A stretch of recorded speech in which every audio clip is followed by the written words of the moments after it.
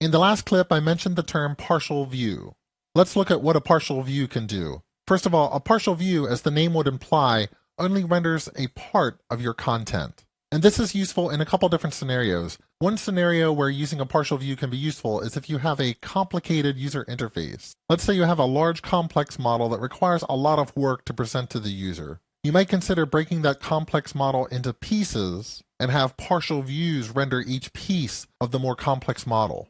The restaurant entities that we're using are relatively simple in our application, but imagine a more complex restaurant model, one that perhaps included the menu for the restaurant, the chefs for the restaurant, as well as the restaurant's contact information and their operating hours, and perhaps some restaurant reviews. Instead of trying to express the markup for all of that model in a single Razor page, perhaps I break off pieces of that restaurant so that the reviews, for example, are rendered by a different component, a partial view. So one way to use partial views is to break up a large or a complex page into simpler pieces. Another scenario where you might want to consider partial views is when you need to reuse chunks of HTML. So imagine I wanted to display the summary information for a restaurant in several locations throughout the application. If I want to make that display consistent, I would create a partial view to encapsulate that UI. So let's add a Razor page. And what's a little bit confusing here, again, this differentiation between a page and a view. I'm not really going to add a Razor page, but I can still go through this dialog in Visual Studio where I say add new Razor page, and then I will say do not generate a page model class. That's because a partial view really doesn't put together an independent model. Whenever you're using partial views, you can pass model information into your partial views from the primary page. So I do not want a page model class, and in fact I want to select this checkbox that says create this file as a partial view. I'm going to call it _summary.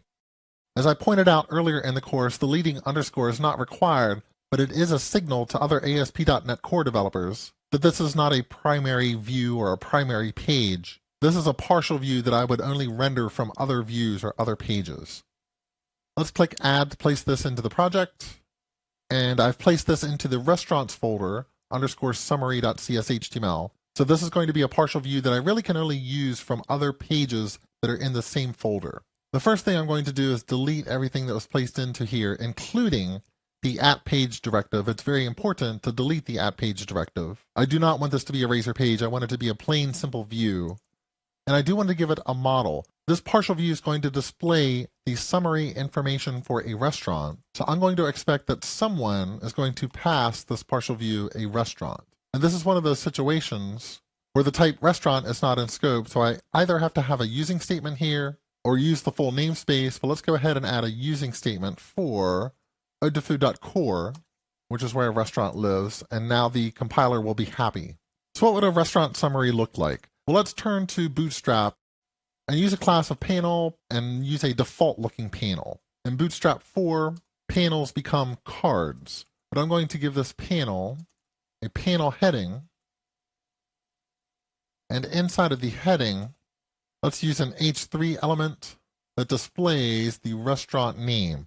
So again, @model, lowercase m, defines the type of the model that will be passed to this partial view, where @model, uppercase M, is the model property where I can get to the model. So let's display the restaurant name inside of an H3.